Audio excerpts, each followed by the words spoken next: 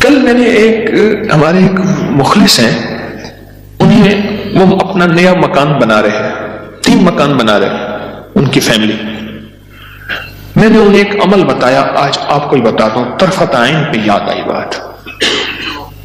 ذرا یہ عمل غور سے سنیے گا، ہر اس شخص کے لیے جو نیا مکان چاہتا ہے، نیا مکان بنا چکا ہے، نئے مکان میں رہ رہا ہے یا نیا مکان بنائے گا. میں نے کہا آپ نے نیا مکان بنایا ہے، ان قریب شفٹ ہونے والے ہیں، منتقل ہونے والے ہیں، اس کا کوئی حل بھی کیا؟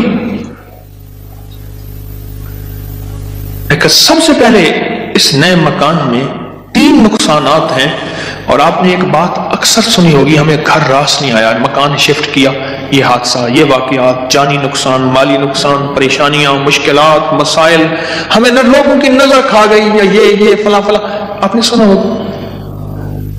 آج میں اس کا راز بتاتا ہوں، یہ ہمیشہ راز یاد رکھیے گا، اور میری یہ بات ضرور پھیلائیے گا، بتائیے گا، لوگوں کا نفع ہو جائے گا، بھلا ہو جائے گا. نیا مکان جب بھی بنتا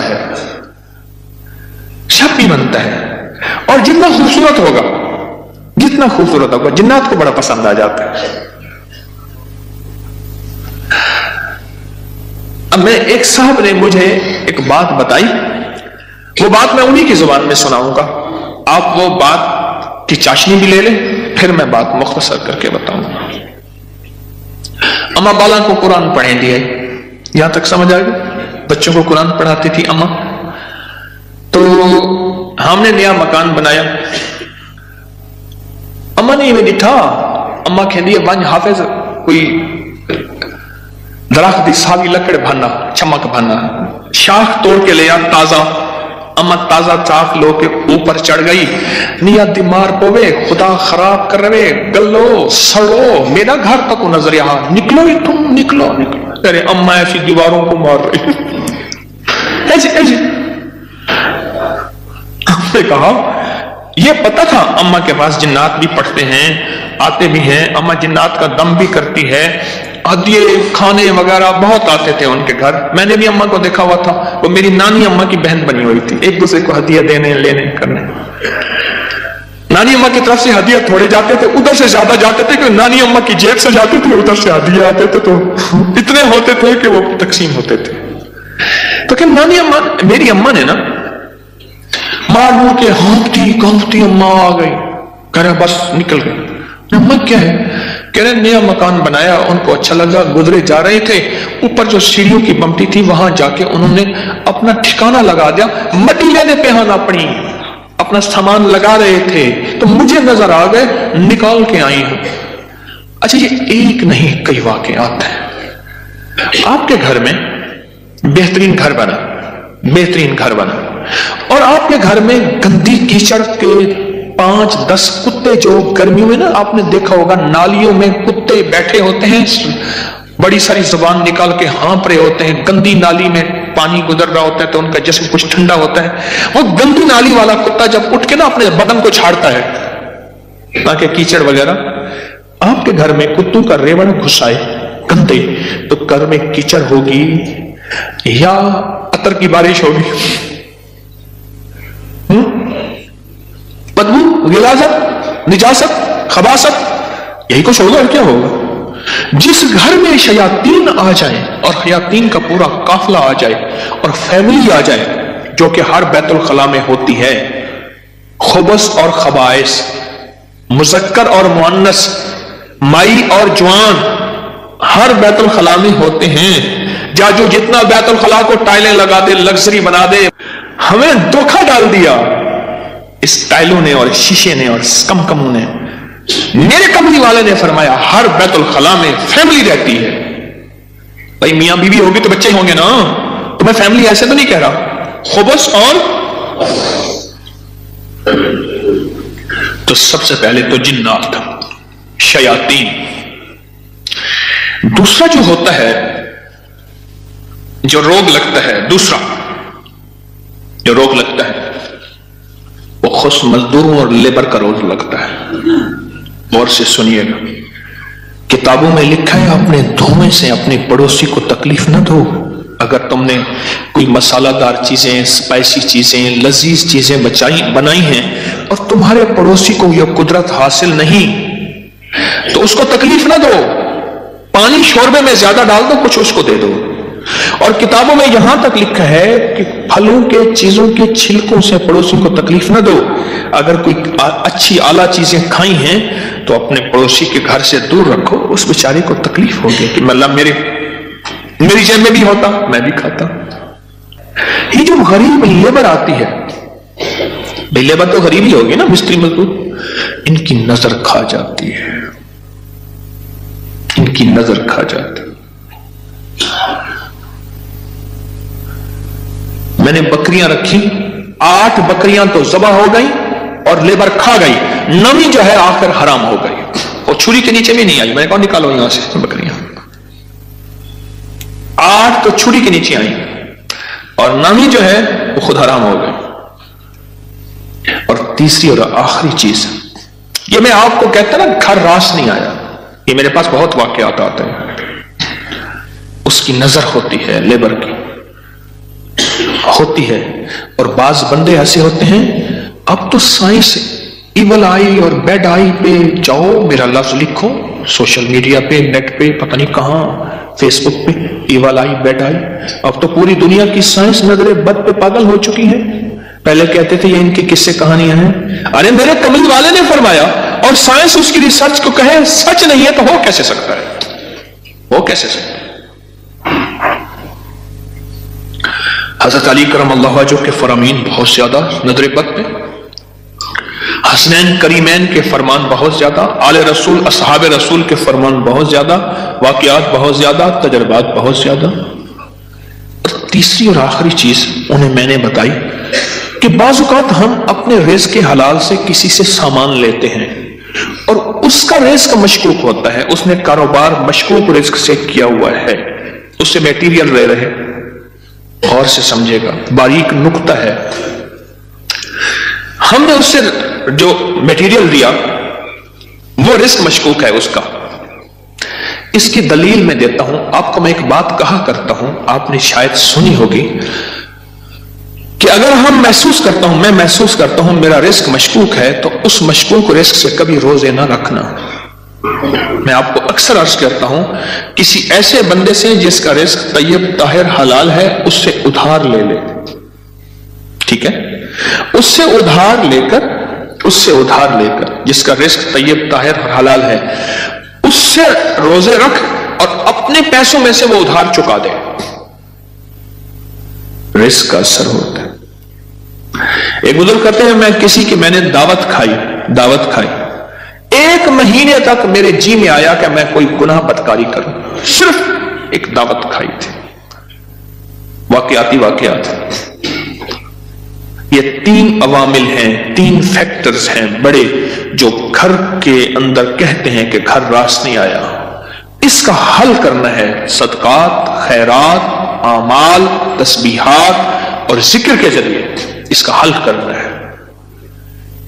صدقات، خیرات، اعمال، ذکر اور تسبیحات، اس کا حل کرنا ہے۔ اب یہ سنتے جائیے، غور سے سنیے گا، توجہ سے۔ نئے گھر میں جب بھی داخل ہوں، سب سے پہلے تو یہ سوچیں کہ میں گھر کس رزق سے بنا رہا۔ یاد رکھیے گا، مشکوک رزق، یا آپ نے ایسا موضوع چھیڑ دیا کہ اس موضوع کو مجھے کچھ بتانا پڑے گا۔ سب سے پہلے تو یہ ذہن نشین رکھیے گا، رزق مشکوک کبھی زندگی اور نسلوں میں چین سکون نہیں دے سکتا، کبھی نہیں دے سکتا۔ وہ کیسے ہوگا؟ اس کے میرے پاس واقعات میں ایک چھوٹا سا صرف واقعہ سناتا ہوں۔ میں نے کئی واقعے دیکھے۔ پتہ چلا کہ بیٹا فوت ہو گیا خودکشی میں، گرمی تھی، گھر تھا بڑا سارا، یعنی ادھر بھی گھر کے لان تھا، باغیچہ تھا، ادھر بھی باغیچہ تھا، بڑا بہترین گھر بنا ہوا تھا۔ اس وقت محسوس ہو رہا تھا یہ گھر کو بنے 35-40 سال ہو گئے۔ چارپائی جو پڑی تھی تو ہمارے ہوتے ہوئے دھوپ آ گئی، تو چارپائی کو میں نے گھسیٹا، اور ایک بیل تھی بڑی خوبصورت، اس کے نیچے لے گئے۔ ایسی بندہ رو رہا تھا، وہ اپنے علاقے کا مجسٹریٹ تھا، میں نے اس کی مجسٹریٹ ہی دیکھی ہے۔ भट्ठे वाले को हुक्म था कि इतनी ईंटें पहुंचानी है वरना भट्ठा किसी शिकायत की वजह से सील हो जाएगा। सीमेंट वाले के जिम्मे थे कि इतनी सीमेंट की बोरियां पहुंचानी है वरना तू 2 नंबर सीमेंट बेच रहा, तुझ पे ऑब्जेक्शन लग जाएगा। रेत वाले, ईंट वाले, हर मटेरियल वाले के जिम्मे था कि तूने पहुंचाना है। बेहतरीन मकान बनाओ, बेहतरीन मकान बना। उस घर में रहा और कभी सुख का सांस न ले सका। बीवी मर गई, बेटा अड़ गया कि मैंने मां को घर में दफन करना है। जो घर की पिछली तरफ का बागीचा था वहां मां की कब्र थी और खुदकुशी मार के कहने लगा मुझे मां के कदमों में दफन करना है। 2 कब्रें घर में बनी हुई थी। बैठा हुआ था, रिटायर, मर गया और फिर उसका कोई वारिस नहीं था। वहां पता चला उस शहर में कि हमारे मुर्शिद आए हैं। कुछ लोगों को भाग आए। एक बाबा आया रिटायर। तो मैंने कहा बाबा जी, मुर्शिद बस मेरे घर चले, दुआ कर दे, खाना खा ले। मैंने कहा किस लिए? मेरी दुआएं होंगी।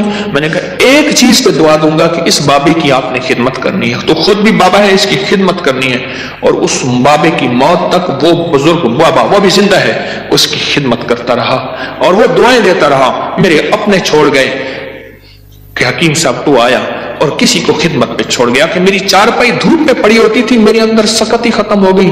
एक बुढ़ापे ने मारा, दूसरा गमों ने मारा। बड़ा लंबा वाक्य है। सबसे पहले रिस्क के हालात नस्लों के लिए राहत है। और दूसरी चीज हमारे एक जानने वाले हैं, उनकी जिंदगी में मसाइल ही मसाइल हैं, मुश्किलात हैं, गम ही गम हैं। उस गम को वजह इलेक्ट्रिशियन आया, थोड़ा सा काम किया, उसका हाँ तुझे पैसे दूंगा। बिजली वाले का, प्लम्बरी वाले का, मुरम्मत वाले का कोई काम है, धोबी का, फलां का फलां, उसने कहा पैसे दूंगा। और अगर उसने पैसों का इसरार किया तो उसको धमकाया, डराया। छोटे छोटे लोगों के पैसे खाता गया, नस्लों में गुर्बत, तंगदस्ती ने घेर लिया। अब मुझसे अमाल पूछते हैं और रिस्क वो हुआ जो काला हुआ, धन काला हुआ और जिसमें गरीबों की आहें हुई। तो मैं कितने अमाल करके उस घर में कैसे सुकून पाएगा? मुझे बता तो सही। इसकी मिसाल पता है क्या है? खिंजीर को बड़े खुशो खुशू से लिटा के कहता है बिस्मिल्लाह अल्लाहु अकबर, तो खिंजीर हलाल हो जाएगा। कुत्ते को लिटा के तो कहे बिस्मिल्लाह अल्लाहु अकबर, छुरी भी तेज हो, किबला रुख भी हो, बावजू भी हो और तकबीर भी पूरी पढ़, तो कुत्ता हलाल हो जाएगा? खिंजीर हलाल हो जाएगा? नहीं होगा। कोई बात नहीं, घर छोटा है, कोई हर्ज नहीं। इन चीजों के ख्याल करके अब अमल बता रहा हूं। घर में 81 दफा सूरत यासीन, जब नए घर में दाखिल हो 81 दफा सूरत यासीन मिल के बैठ के खुद पढ़ें, किराए के बंदे जमा ना करें। 81 दफा सूरत यासीन, अव्वल आखिर 7 बार दरूद पाक, हर दफा बिस्मिल्लाहिर्रहमानिर मिल के पढ़े। एक दूसरा, हर कोने में 11 दफा आयतल कुर्सी मिल के पढ़ ले। कोई उस कोने में घर का बंदा पढ़ ले, कोई उस कोने में, घर के चारों कोने में 11 दफा आयतल कुर्सी और 1 दफा घर के दरमियान में 11 दफा आयतल कुर्सी। 2 और घर के चारों कोने में 3-3 दफा अजान, 3-3 दफा अजान। ये जो अजान हम नमाज के लिए कहते हैं, पढ़ते हैं, एक है अजान पढ़ना, एक है अजान देना। अजान देने के लिए उंगलियों में उंगलियां ठोसनी पड़ती हैं, किबला रुख भी है, मस्जिद है, मिंबर है या चबूतरा है, नहीं, अजान पढ़ना वजीफे की शक्ल में है। तो 3 दफा अजान चारों कोनों में। कितना हो गया ये? 3 अमल हो गए। मैंने 5 अमल बताने हैं। और चौथा यह है कि वहां जाके 1 दिन, 3 दिन, 7 दिन या 11 दिन, 1 दिन, 3 दिन, 7 दिन या 11 दिन इतना पकाएं कि लोगों को खिलाएं, और खास तौर पे उन लोगों को जिनको इतना अच्छा कोई नहीं खिलाता। कितने अमल हो गए? 4। और आखिरी अमल यह है कि घर को मेहमान की नीयत से बनाना है। शेख लतीफ रहमतुल्लाह अलैह ने पूछा, माशाअल्लाह बड़ा अच्छा घर बना है, किस नियत से? हजरत बच्चे बड़े हो गए, घर की जरूरियात भी हैं सारा। फरमाया तू तो बड़ा छोटा व्यापारी निकला, तो दिल्ली का पंजाबी सौदागरान का ताजर था, उसने घर बनाया, हजरत को बुलाया तो उन्होंने छोटा घर बनाया। अरे तू ये नियत कर ले कि ये मैं घर मेहमानों की नियत से बना रहा, और मेहमान आएंगे उनको खिलाऊंगा पिलाऊंगा, उनको बिठाऊंगा, बस। और फिर फरमाया देखो, जैसे कोई बंदा रोशनदान रखे, और क्यों रखा? रोशनी के लिए, हवा के लिए? अरे नहीं, इस नियत से रख के अजान की आवाज आएगी। जब तक रोशनदान रहेगा तेरे लिए सवाब नेकियां लिखी रहेंगी। फिर अगली बात जो फरमाई वो बड़ी बारीक बात है, हसास बात है, वो सुन लेना। फरमाया बदतरीन पैसा वो है जो मेटीरियल और बिल्डिंग में खर्च हो। जब तू मेहमान की नियत कर लेगा वो तेरा पैसा बेहतरीन बन जाएगा। समझ गया नुक्ता बारी? अब वो तेरा पैसा बेहतरीन बन जाएगा। और तूने अगर मेहमान की नियत ना की और मेहमान की खिदमत का जज्बा ना लिया, वो तो बदतरीन पैसा है, अल्लाह के यहां नापसंदीदा है। जो मेरे रब के यहां नापसंदीदा, उसमें सुकून आ सकता है, चैन आ सकता है, राहत मिल सकती है, खैर मिल सकती है, बरकत मिल सकती है। कैसे मिल सकती है? उसमें तो बरकत मिल ही नहीं सकती। मेहमान की नियत कर, मेहमान की नियत कर।